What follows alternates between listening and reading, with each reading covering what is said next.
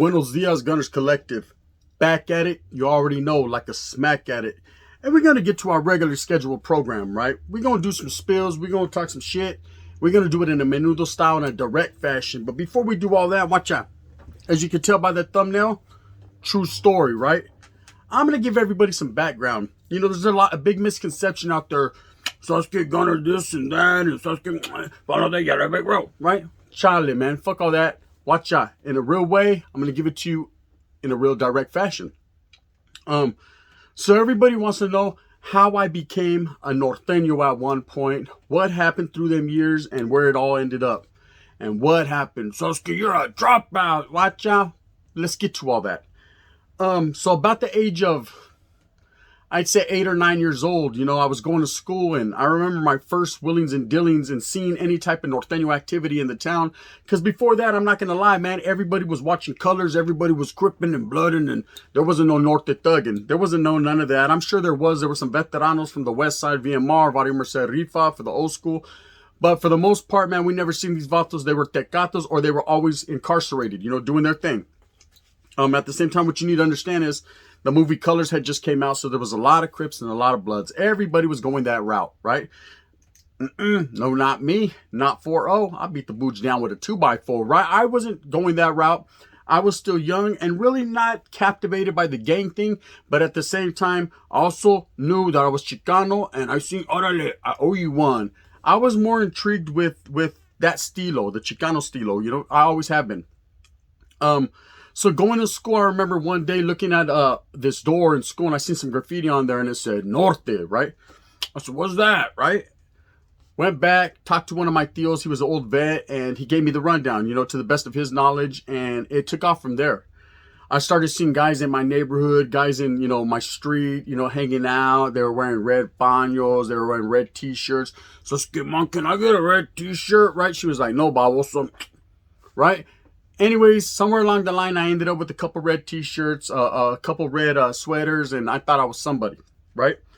And that's how the career began, hanging out on those corners with the friends. And I always had a jefita that was pretty demanding. She was pretty strict. She was pretty on it. You know, she wasn't trying to have her son out there with the riffraff. So I was, but what she didn't understand was I was riffraff, right? I was out there amongst the gente. I was out there pushing the hard line.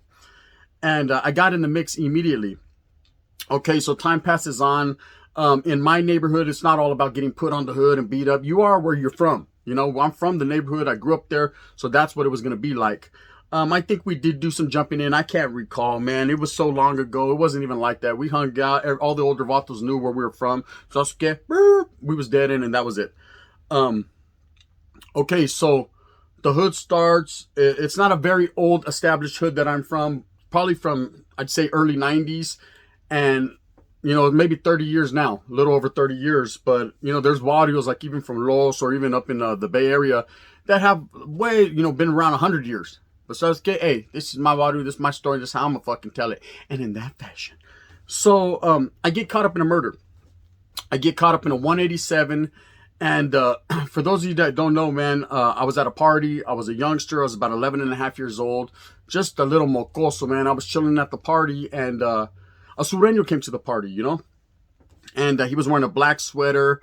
I hit him up, me and a homeboy, you know, we hit him up just because he had that different look, you know, he had a different stilo, just a little bit different. I've always been able to tell the difference between North and South. I know we're all the same, and I preach that we are all the same underneath, but at the same time, man, just being from up north, I could tell the difference. He just had a different swag about him. I hit him up. The vato says, Simon, I'm from, I think he was from Pacas, Pacoima or Pomona, I'm not sure. I think it was Pacoima. He was a sureño. I said, vato, you're dead, right? You shouldn't have came to this party. He's like, get out of here, mocoso, before I fucking beat you up, buster. This is his exact words. I should have got off where I was mad at, but you got to understand at this time, this guy was like 21, 22. I was a little 11-year-old kid. You know what I mean? I kind of had to take that L and back on up, but I was plotting in my mind. So immediately I went to the older homeboys. Hey, this whoopty beep, pay no attention to the fucking dude over here. Pay attention to that one right there. That was a sureño. Let's do our thing. And it was decided that, yes, indeed, we would do our thing. I ended up getting drunk as a little kid. They gave me a little too much to drink. I passed out. Next thing you know, I'm getting woke up. Hey, we got him. God who, right? You'll see. Get in the car. I get in the car with several other individuals. No need to say names. and we go out towards Planada, which is a little town on the surrounding area of Merced, where I'm from. We get out there. Of course, they snatched this guy up out of the trunk. He was in the trunk, and he's pleading. He's pleading for his life. He's pleading. And I understand the situation now. Looking back in retrospect, I'd say, "Damn, man, that was a cold game." I hope I would never get put in that position, but it happens. You can't take away facts. Facts remain. So quietly as it's kept, he gets shot. He gets shot. And everybody goes their own separate ways that night. And then now the placas are looking. The next day he's found. We thought we took him 100 yards off the road. So it was right on the curb, right? Anyone that knows the story can vouch and verify. Anyway, so they find his body the next morning. They start looking. Of course, one of the guys that's involved in this, probably the oldest homeboy, the biggest homeboy, the one that's supposed to be with the whip, the one that's supposed to be with the business, he starts telling on all of us. And we all eventually get caught up. Now, I told the story before how, man, I went on the run. Being as a little kid, I took off. I was stealing cars with the homeboys. We ended up all the way in Asheboro, North Carolina, and that's a story in itself, which I'll get into eventually. And I've told it before, on my last channel. But anyways, so quietly as it's kept, I get stretched out to Y.A. And I go to Fred C. Nellis. I go from NRCC, which is in Sacramento, that's the reception, to Fred C. Nellis. Now, when I'm in NRCC, of course, I'm a youngster. I'm looking around. I'm not necessarily scared, but I'm on my toes. What's going to happen next? This is the development of my process of being a Norteño. This is the development of me trying to be a gangster. You know what I mean? I say trying because not everyone is, but I was going towards that route. And quiet as it's kept, like I said, there's a lot of Norteños in NRCC, so it was all love. We got in a few riots with Sureños. They weren't that thick. They weren't numerous in numbers, but the ones that were there held their own. There was mostly Vatos from Bakers and the Northern California cities. So we got into it. It was on site. Every time we seen each other, we'd rush. Eventually, the administration got to, especially you, motherfucker, get over here, right? Your problems. Right, so they kept me locked up. They kept me and a few of the homeboys locked up. We weren't getting out anymore. It seems like every time we get out, we kicked it off. And quietly as it's kept, man, I was a hard-headed menudo style type motherfucker. We're going to get out, it's going to be menudo around this motherfucker. And what I mean by menudo, for those of you that ask, why you always say menudo? I mean, check it out, man. You know how it is whenever you get all crudo and fucking the next day you got a headache. I need some menudo, right? When I fucking hit you, I hit you so hard the next day, you need some menudo, right? And that's what it is. It's a menudo fashion. So anyways, I ended up going to Nellis from NRCC. And like I said, it was a totally different world. Now I'm in Sur Califas. I'm down there. I'm on Whittier Boulevard. I'm in, Southeast LA. And I'm where so this is where the big boys play, huh? I'm right there. And of course, the north-south thing is on my mind. Now, you got to understand the difference with the Sureños down there. These are real Sureños. These are Vatos that have more enemigas within their barrios and their area and their territories. They weren't even, a lot of them had never even heard of a Norteño, seen a Norteño. What the fuck is that, eh? You know what I mean? He looked like us, pero 14. You know what I mean? I'll give him 13 different reasons to take that 14 out. This is what they were on. And man, it was kicking off. It was kicking off, man. Everybody was about their business. Now, I'm not going to sit here and say everybody was solid and 10 toes down and rode for their car. Nah, man, nothing like that. You got to understand, we were young kids. Vatos were shook up. Some were scared. My attitude was fucking on la primera was my attitude. My attitude was like, I'm going to die here. My attitude was, it's a wrap. This is it. Mama, I should have played Nintendo like you said. I should have listened. That was my fucking thinking. But my thinking was, boy, I did it. And I'm going to stand on my 10 toes. I'm going to stand on mine and stand for mine. And I did that. Anybody that was there, man, can verify and vouch, man. I wasn't the hardest motherfucker. I wasn't I wasn't Joss. So I was more like a tiger shark. Like the tiger, right? I was about my uppercut in a vicious fashion. And I handled my business, Quick story, we get there. Immediately, as soon as we pull up, we're tired, man. We have a riot, a melee. Next day, I come out, I have a one-on-one. I go to the oil. They end up shipping me to Cleveland, which is a compa there in Ellis. I end up fighting one of my own homeboys, you know what I mean? Because he's accusing me of fucking some riff-raff shit that he did. And I know he did it with Sasuke. He wants me to, no, don't say nothing, right? Cover it up. I'm like, bro, you got to get at me. You got to let me know. You got to let me know what the bro code is, homie, before you know what I mean? Sasuke put me on the spot. He gets mad. I get mad. Sasuke, bam, back to the oil. Back to the oil. That was my home away from homes. That's where I stood all the time. I fought every day. Eventually, man, they moved all the Norteños to Kennedy, or not all the Norteños, but about 10 of us to Kennedy, which was a drug cottage, man. And we thought that it was going to be on, and we were right. And it wasn't necessarily on with the Sureños as much as on with the administration. What I mean by that was the Sureño, that we already knew about that. That was a given. We were going to fight. We were going to establish. They were going to try to get us off this compa. We were going to stay on that compa. We were fighting to stay. You vatos are fighting to get us off. You know what I mean? So we got to meet somewhere in the middle. Eventually, they understood that we weren't going nowhere, Holmes. And that's just what it was. And then, but am I going to sit there and say, oh, the Sureños couldn't get us off there? Nah, it had nothing to do with that. They tried, vato. Oh, yes. Oh, let it be known that they tried, constantly. But it just wasn't happening. The reason it wasn't happening because every time we had big riots, every time we had fights, the Placas would send us to the oil, bring us right the fuck back, and it was on and cracking. Period. Plain and simple.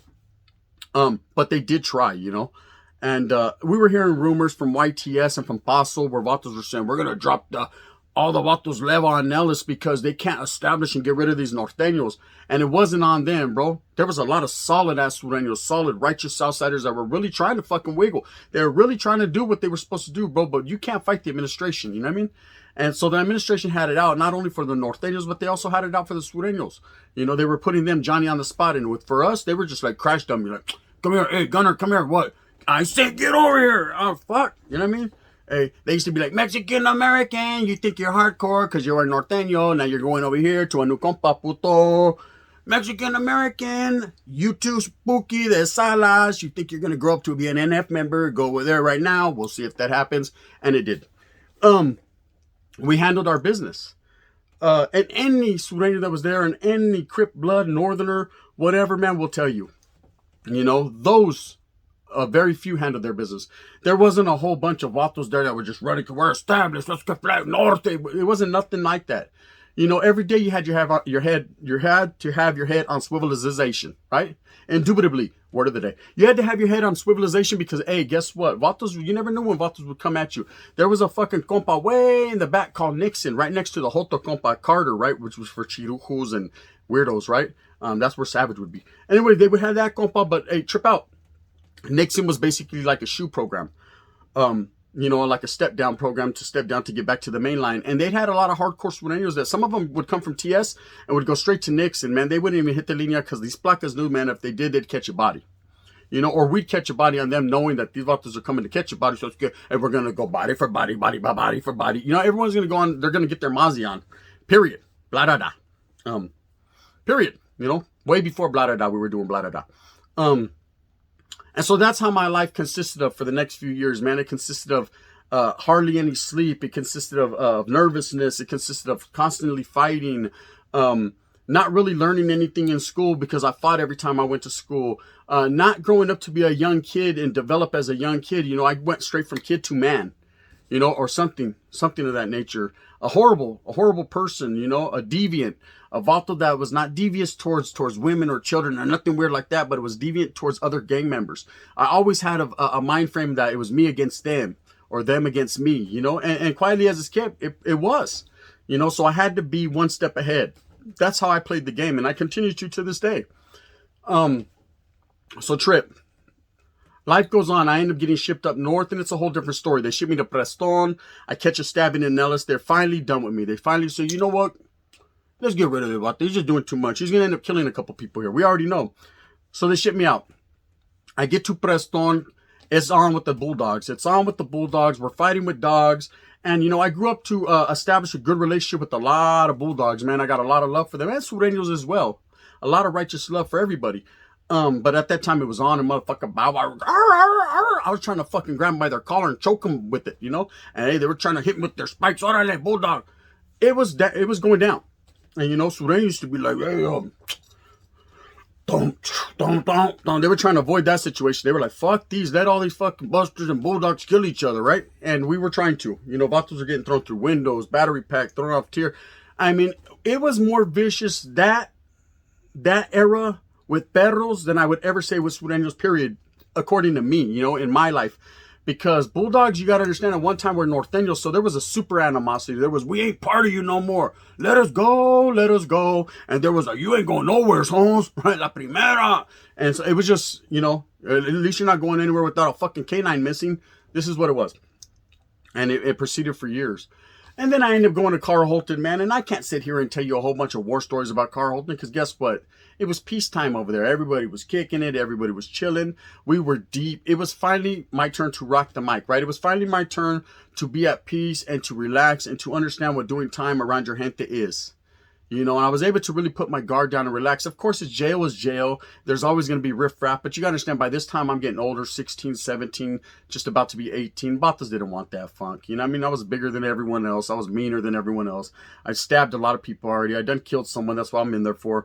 Batas pretty much were youngsters. They were hey, what's up, gun? You know what I mean? Don't. Yeah, that's right. You know what I mean? The remix. They were doing their thing and I was doing my thing. Like I said, again, I wasn't the baddest motherfucker there, man. It's just I had been down for such a long time. By this time, everyone gave me my respect, you know. I sat down south. I went to Preston, which was another harder place to be. And now I'm sitting there in Holteen just living my best life. I get out, right? I get out and I get right to it. You know, I got out with the motherfucking Mongolian tongue styles. I'm whipping my hair back and forth. I was doing my motherfucking thug thizzle, man. I thought I was super, here I come to, I was super norteño. Straight up. I was the Mexican American. They called it norteño. I just got out and I was about to proceed as such, right? I was doing my thing. It's what what I thought was righteous. I wanted everyone to know that I just got out. Hey, I used that line, I just got out, for 2 years. 2 years later, so I was scared. Hey, what's up? Puta, you got a job yet? And I just got out, right? You know what I mean? That's what everyone did. And I started getting caught up in, started slanging a little DZ right here. Started to, think I was a Mac, a player. I had my first daughter. I was a youngster. And just I got into, what basically a gang member or anyone that's not doing the right thing does. And I made a lot of poor decisions, a lot of poor choices in my life. I think everybody has, Cast the first stone, puto, like Don Mike Salinas said, if you haven't. I'm not a perfect man. Far from it. But I know how to do things. I know how to be a man. And I learned that over the years. So I grow up, man, and of course I started getting with the business a little bit more extensively. My name's always out there. It's always been out there, from what I did as a youngster. I've always been in my town. I've always been known to put in that work, regardless of what all these little youngsters say nowadays that never really knew me. Like I said, I used to beat their dads up. So anyways, I go to prison. I go to prison. I'm in and out of prison. I'm fully functioning. I'm active. I start getting educated. I start getting indoctrinated with the cause, finding out what the struggle's really about, learning the bonds, learning the 7 phases, learning the intricacies into the constitution of even the NF. I'm getting my eyes on everything. My head is getting indoctrinated. I'm getting well educated, and not up to par, like to the Sasuke, to the Tibbs degree, but I'm learning. And I'm really striving. I was striving just to be a norteño. I believed in my people. I believed in my gente. I believed that righteously we were headed to victory, and I believed that that was the only way. And to kill was a cruel necessity. But if one does not kill, how can one conquer? And if one does not conquer, what future was there for our people? And I was all about if he dies, he died. That's what it was. And if I died, I died. And I still think that way. It is what it is. So, I get pulled, right? I get out of prison one time. I'm selling my little, I got the C.Y.A. I'm doing what I'm doing and trying to make a little ends meet and take care of my oldest daughter. And one of the homeboys, Porky from Merced, gets at me. Hey, bro, have you ever thought about fucking taking the next step? Becoming an hermano or bro, whatever. Of course, I did want to. Of course, this was a little power on me, a little status. Regardless of what people say, it's the same. You don't got no more power than the next man. Now you do, right? You do. You're looked at as a ghetto celebrity. It's all good. You're the big homie now, right? And so I got right in the mix. I started to get educated. I got stamped. I got on. I got sponsored by a couple fucking bees, and it was on and cracking, right? I got stamped by C.Y.A. from Salas, and it was on. And I became an hermano, a bro, Nuestra Raza member. And I felt like I elevated. I achieved. I did what I did. Little did I know, all these vatos I was at C.Y.A, they were all becoming hermanos too. They were all becoming C's, eventually. And we were just on that path. I always knew, like I said, we were some knuckleheads from C.Y.A. We were about our motherfucking business. So it was only bound to happen. And a lot of vatos fell off in the course of life. A lot of vatos died, or vatos fucking told on people, or whatever the case may be, man. You never know what life puts on your plate. Sasuke, you eat it up, or you get off the fucking table and let it get cold. I don't know. At the same time, orale, it's chorizo, have it. You know what I mean? I'm going to go here and eat the jabon con huevo. Right? This is me. Now, I get incarcerated, right? I'm actually out there running with the regiment, and quietly as it's kept, I was out there trying to whack all DOs, all dropouts. I was pushing the hard line in Merced, man. I was actually the first motherfucker in Merced to bring the word DO out there to say, hey, these fools are DOs. Fools are like, what's that? No, I don't got BO. I use fucking, speech stick. Nah, DO. Nah, I don't want no, don't call my PO, right? Nah, check it out, puto. Dropout, right? So I had to lace these kids up with fucking dropouts and whatnot, and active Norteños. I mean, let me, there's a big misconception. Let me explain it right now for you fucking idiots that don't know. And for the people that don't know the Spence, I'm not calling you an idiot. I'm just going to give you some klecha. A dropout is a guy that was a member of the big four organizations, okay? Or we'll call it five, because Nazi lowriders count too. We'll call it Nazi lowriders, Aryan Brotherhood, Black Guerrilla Family, the NF, and the MA. If you were part of those prison gangs and you let it go, or you tapped out, or you debriefed, or whatever you did, you are now considered a dropout. You dropped out of those organizations. Does that make you a bad person? Nah. You know what I mean? It's like going to high school. It's like, hey, you're a high school dropout. You know what I mean? Who gives a fuck? You know what I mean? The Vato didn't want to go. Hey, Sasuke, half these fucking drivers got drive better cars than you, puto. I know I should have dropped out too. This is how they feel. Okay? Now, there's such things as non-active norteños and active norteños. Non-active sureños and active sureños, right? A non-active is someone that's in bad standings with his people. Not in bad standings with everyone else, but in bad standings with his own people. Let's get it straight, right? And any reasoning can be behind that. It doesn't mean he's a DO. You know what I mean? So you're saying that there's if a dude says one day he gets jumped in the hood, he's a norteño, right? He gets jumped in by his homeboys from his hood. And then the next day, he decides, nah, bro, it's not for me. You know, fuck that, man. And he just moves to a different state and he stops banging and he gets his familia and he's doing a good thing. And then he comes back to his hood later on and he's embracing, wait, hold up. He's a dropout? He never fucking dropped in, bro. It's different, right? It's different. Okay, now, that's the difference there. So you'll have a lot of people getting the misconceptions, calling people, you're a DO, you're a piece of shit, you're a PC case, you're this, and that. Hey, those three words don't even go together, bro. There's some vatos that get out on the streets and they drop out and they paroled from the main line. They were always GP. They never PC'd up, so how are they PC cases?